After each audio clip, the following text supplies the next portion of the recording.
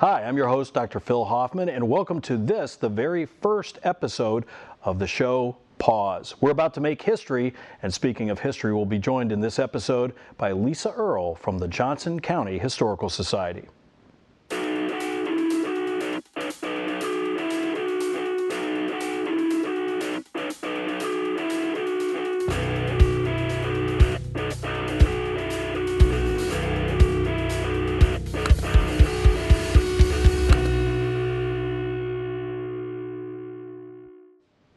And welcome to this, the very first episode of the show Pause here on KMOS.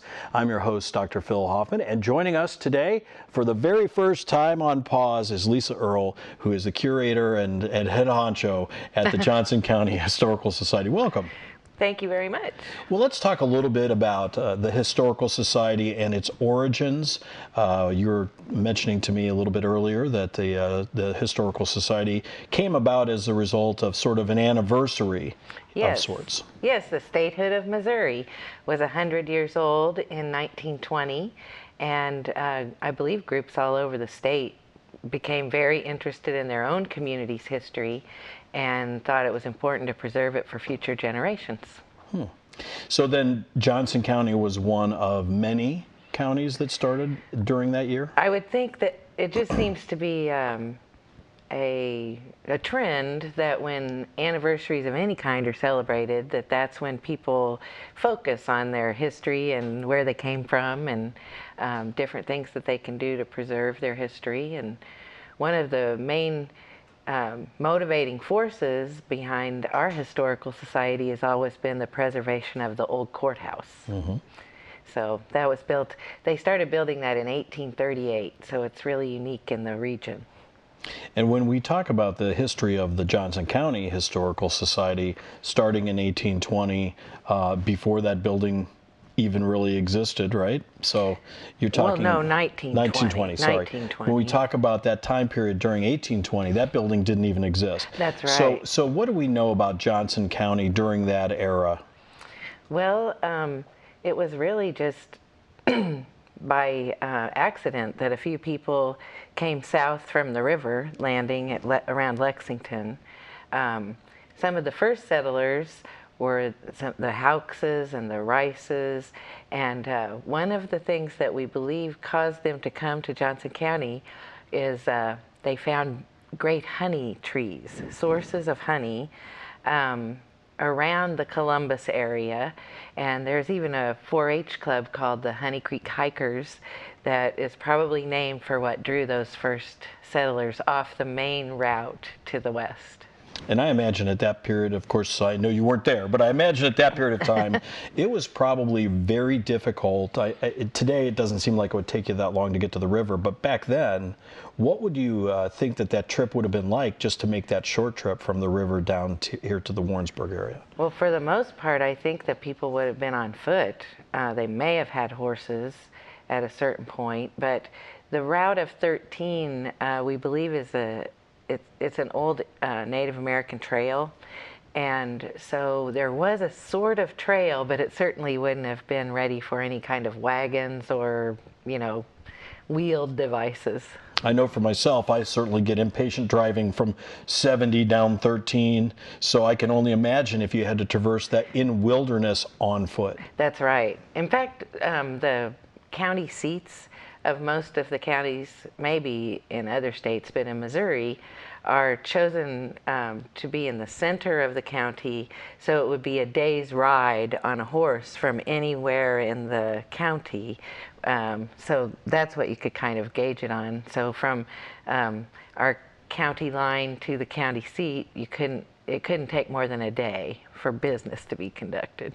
Wow. And that's on horseback. On horseback. So at that point in time, you'd been on horseback, but there would be pretty much no trails other than maybe a Native American trail. But other than that, you're literally cutting your way through. That's right. No bridges, no roads, the railroad didn't come for until after the Civil War, 1865. So, yeah, it was not easy living. And to find a place to cross the river, you might have to go miles out of the way, depending on how deep the river was at any particular point, especially if you're on horseback, right? That's right. So that's kind of what the folks who came here to Johnson County had to deal with during that era. And then for that 100-year period from 1820 up until the Historical Society was formed in 1920, how did the progression in Johnson County sort of happen in terms of, are there key events where things really kind of moved forward and you started to really see some big changes in the county? Most of what we know about that comes from one book, The History of Johnson County, 1881. That's where most of the original history was written down. And also from circuit court records, so and the land records. So people were buying land and hoping to make lives in this part of the country. They found this land very fertile, and so much of the economy at that time was, rural and based on agriculture. So there were some, people speculating on where towns would be located. By the 1850s, Colonel Grover, Benjamin Grover, and Grover Street and Grover Park are named after him. And his original farm was near where our post office is now. But he was on the State Railroad Commission and fought very hard to get a railroad through Missouri. And that was more difficult than anyone might have thought. And Missourians really tried to keep the Union Pacific Railroad, what would be the Missouri Pacific, from going through Missouri during the Civil War because it was bringing Union supplies and Union troops. So that was one of the periods of kind of upheaval as that came through. At the very beginning of the Civil War, before the first shot was fired at Fort Sumter, there was a murder in our old courthouse. That was in 1861 in February. And not only did it impact that day, and a man was killed, but it impacted events further down the road in the Civil War when the man whose brother had been killed really started taking retribution out on the people that he felt were responsible for that. They were Union supporters, and there were both Southern and Union troops present throughout the war in Warrensburg. So that's, that gets us up to the Civil War period. At the end of the Civil War, records that had been hidden for the whole time by women out at the original county seat of Columbus were discovered. Aunt Polly said she had no idea how they got back there, but she did bring them back. So we have those records to go by. But one of the most fascinating things to me is after the Civil War, how people from both the North and South came back from both sides. And even though there were periods of unrest and the vigilance committees, by the 1890s, out at Pirtle Springs, there were blue and gray reunions where people from both sides were getting back together and trying to remember those times without bringing up the old hurts as much. Well, it's interesting because, I grew up in Ohio, and one of the things that we were always, when you go to school, you're always taught, well, Missouri was a neutral state. It was, and then after I moved here, I realized, oh, no, that's not really entirely accurate at all. That's how I learned it too. There were the northern states and the southern states, and then these gray states in the center, Missouri and Kentucky, and there's some other ones. They go clear. This line goes clear to the East Coast, but Missouri in particular had legislatures that decided both that they were seceding and that they were not, and some people called one or the other of those a bogus legislature. Right. But it's interesting to note that Warrensburg became a Union stronghold. We were only one tier of counties away from the burnt district where Order Number 11 was instituted, and these counties just to our west were completely evacuated and burned to the ground, only chimneys standing. And so, see, that didn't happen.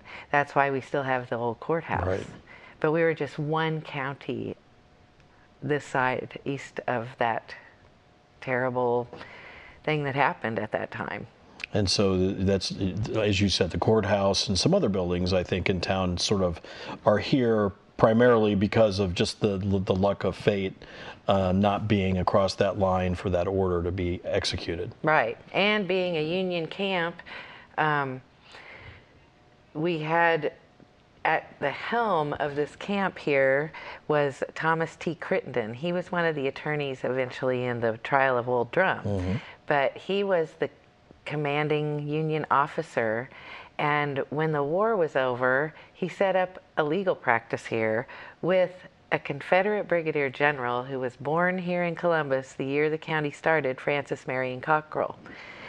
They were on different sides, and yet by the time of Old Drum, 5 years after the war, they were working together. And it was the same thing in Sedalia with Senator Vest and Colonel Phillips. And so there were teams of a Union and Confederate, and all of them went on to hold high public office. So Crittenden became the governor of Missouri that put out the reward for Jesse James, dead or alive, by 1882. And really, I think it's a good example of a community putting itself back together after terrible violence and misunderstandings. Now, I know in a lot of states, and I'm not sure if this is true in Missouri, but in the 1890s to the early 1900s, there was sort of a collapse of the economy in many states. Did that reach here to Johnson County? And if so, what kind of effects did that have here? Well, there were bank closures, and there were speculators, you know, trying to build railroads. One of our railroads, the Marshall, Blackwater, and something else,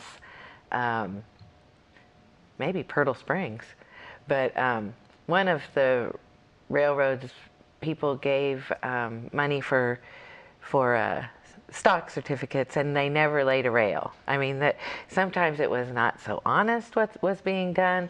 Sometimes it was just a matter of not being able to get enough support together. Right. So we're in the same position now. You know, we have these buildings that are important to the community we're trying to save, and unless the whole community comes together, it's not possible to maintain all these structures that people really have fond memories of. But anyway, some banks failed, but for the most part, and I even heard my grandfather talking about this during the Depression in the 1920s, late 1920s and 30s, because of the rural nature of the community, people didn't go hungry. They had chickens, and they fed themselves from their farms, and so rural places didn't necessarily feel those things quite like urban settings. So when we get through that era, through the early part of the 20th century, the last century now, and you get through that tough time during the Depression, if folks were less troubled during the Depression because they were able to feed themselves and that sort of thing, what kind of impact did the beginning of World War II have in this community? I imagine that we had a lot of folks, men shipped out to go to the war. Right. But all of the wars, in fact, a student is looking into our community's involvement right now in the Spanish-American War. But many people served, and it was a whole different attitude by the community, I think, than how we perceive our conflicts today. Just because the whole country was a team. It was pulling together as a team, and many of the young men, we've been interviewing some veterans with the Missouri Veterans History Project recently, and videotaping their interviews. and it's interesting. Many people enlisted, but many people were also drafted. There was a draft then, so some people are quick to point out that they did not enlist when they tell about their service. But whether you enlisted or were drafted, I think everyone pulled together. And those victory gardens that people would grow were there. I mean, I still think there are remnants of that in our community today. Many gardens in all communities, but I think that the way the communities were centered back in that time around, especially around one-room schools, and we do have a one-room school on our property at the Historical Society, but those little communities, there were over 150 little schools in Johnson County alone. And so around every one of those schools, a community formed, women's clubs from the Extension, Missouri Extension Service started in those communities, and that was teamed with the Farm Bureau. And there was just an interesting network. We're kind of going through a change of how we network, you know, with the information age. That's for sure. So then you get through that era in World War II and you get into the post-war era, and in a lot of the country, that was a big boom. Lots of jobs, lots of education going on, things like that.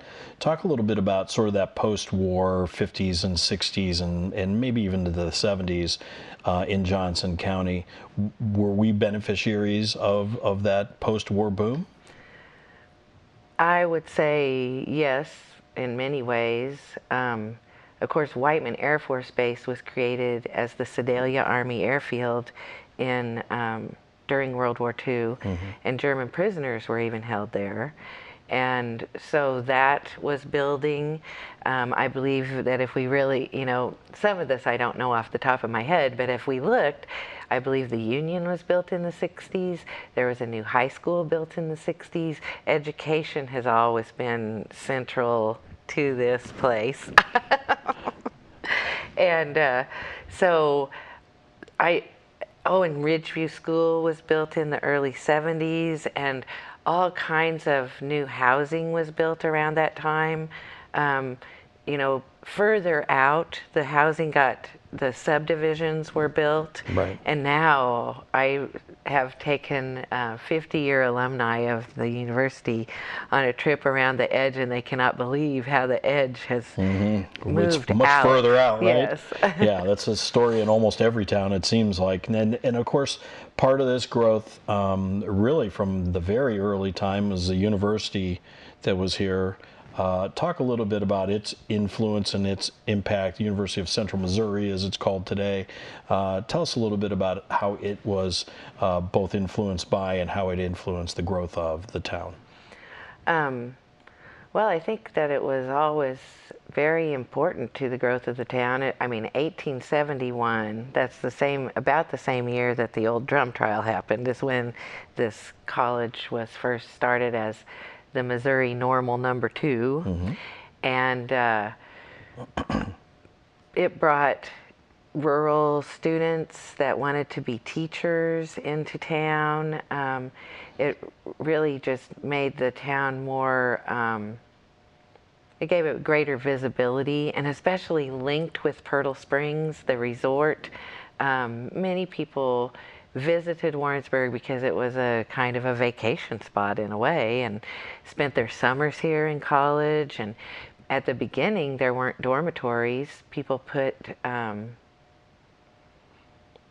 they took people into their homes. They were boarding houses and so on. And one of our founders, Mrs. Mary Miller Smizer, whose name is on our library, she worked with Laura Yater to build the first dormitory here on campus in conjunction with the YWCA, the Laura Yater Hall. So, Wow. So and all these things contribute to a strong community, and so the growth just happened naturally. And we made a deal. I have heard, this is really hearsay because I wasn't there, but supposedly there was a deal at one point, and Warrensburg got the university, and Sedalia got the state fair.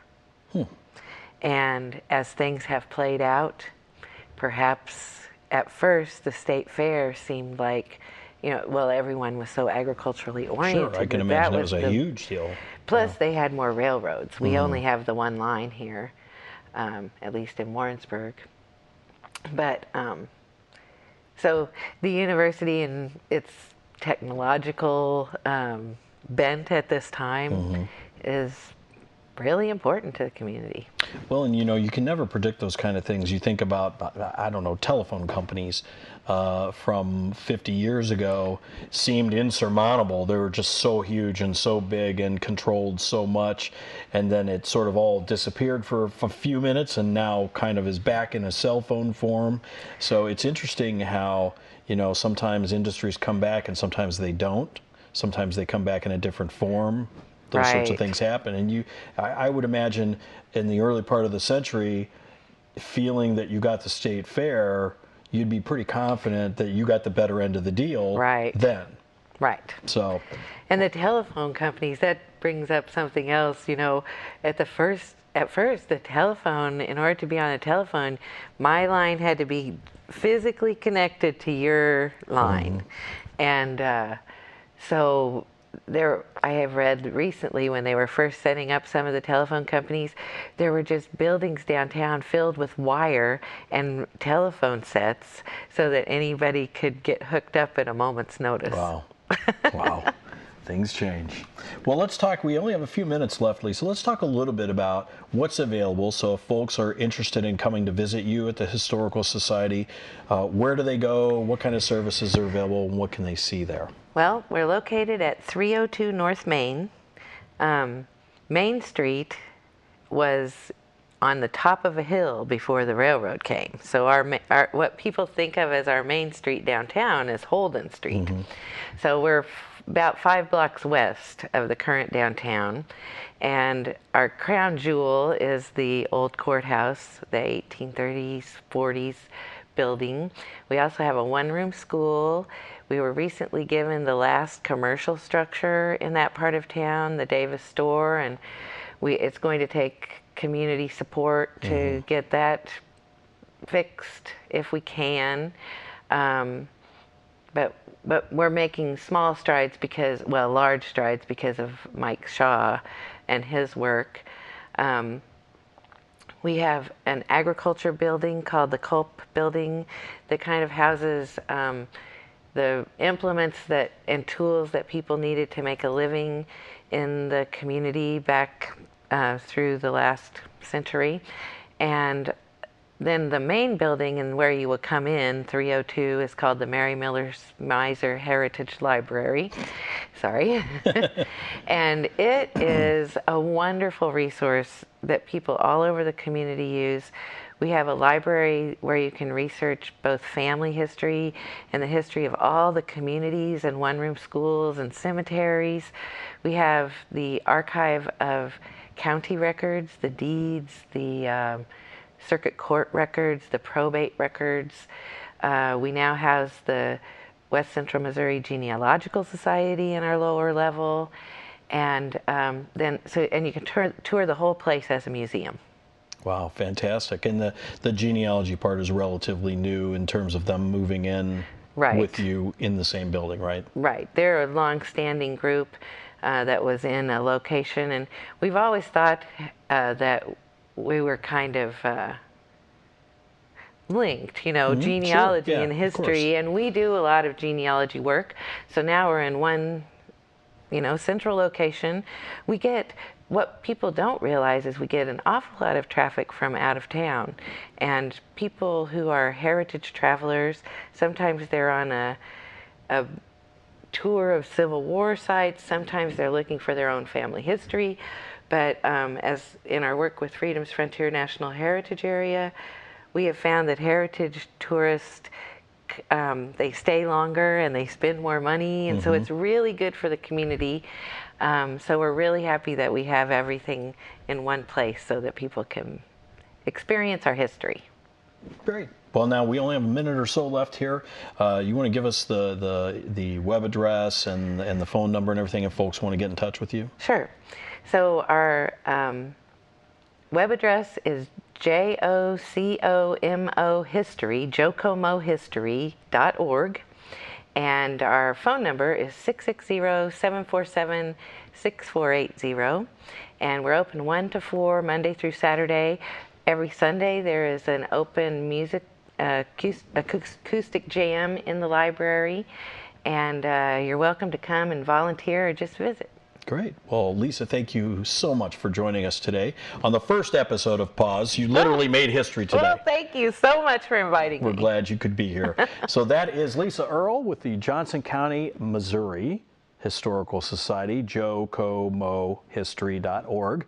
And when you go there, you can find out all about the programming that's coming up, and the musical events that happen there are awesome. So if you have time some Sunday afternoon, make a trip out and take a listen to what's going on there. And of course, Lisa's always there. She never leaves. So she's always happy to work with you and help you with genealogy or just learning a little bit more about the place where you live. Thank you again for joining us here on Pause. I'm your host, Dr. Phil Hoffman, and we'll have more about your area, your background, and your backyard coming up on upcoming episodes. Thanks for joining us. We'll see you next time.